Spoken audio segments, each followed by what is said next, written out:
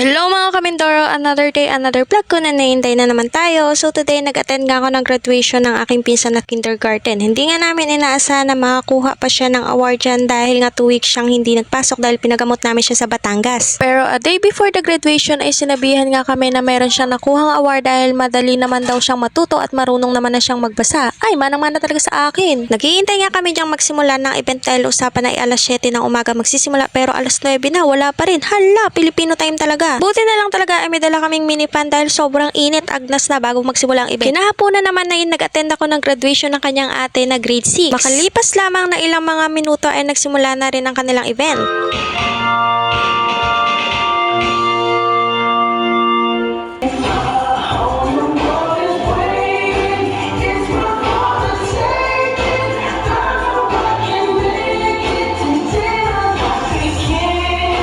Nakakuha nga siya ng 2 medal, isa para sa academic award at isa para sa championship sa journalism competition. Sinasabi niya pa nga dyan sa kausap niya kung ano ang nakuha niyang award. Kala mo naman wala doon. Kinabukasan ay nag-attend naman ako ng recognition ng kanyang kuya na grade 8. Nakakuha nga din siya ng academic award pero hindi ko na rin kasi nakunan yung kanilang event dahil nga pagod ako at tinamad na talaga ako. Pagkatapos ng event ay nagpicture-picture sila ng kanyang mga kaibigan. Nagpaalam din siya sa akin na mag-milk tea sila dahil libre nga daw ng kanyang kaibigan kaya pinayagan ko na. Ay, talaga naman, basta libre. Halos 1 linggo ko rin kasing sinamahan yung pinsan ko na kindergarten sa pag-practice ng kanilang graduation kaya bago dumating ang araw ng graduation at recognition ng mga pinsan ko ay hagard ka na dahil. Pupunta nga ako dyan sa school classroom ng aking pinsan na kindergarten dahil ibibigay daw ang kanilang diploma at graduation picture. Tapos inutusan din ako ng tita ko dyan na kapag nakuha ko na yung diploma at graduation picture ng aking pinsan ay kailangan kong pumunta ng barangay para naman kumuha ng indigency certificate. Nang malapit na nga ako sa kanilang classroom ay wala pa akong nakikitang nanay at wala pa rin yata si ma'am. Sarado pa yung classroom pero nandun naman yung motor niya kaya inisip ko na baka nasa office pa at mamaya pa magsisimula ang meeting. So napagpasyan ko na lang muna na pumunta muna ng barangay para kumuha ng indigency certificate kasi kailangan din naming ipasa yun today. Pero chinek ko muna ang classroom baka kasi nasa loob si ma'am. Pero wala talaga si ma'am sa loob kaya pumunta muna ako ng barangay para kumuha ng certificate kasi kailangan ko ding umuwi ng maaga dahil pupunta pa kami ng bayan para ipasa yon. Pagkatapos ko makuha ang certificate sa barangay ay bumalik agad ako sa classroom nila at tamang-tama nandun na si ma'am at nakuha ko na rin ang diploma at saka graduation picture ng aking pinsan. Pagkatapos ay nagpa-meeting lang si ma'am saglit at nagpa-uwi na din agad kaya umuwi na din ako agad dahil po kailangan pa namin pumunta ng bayan. Ay salamat, natapos din ang 1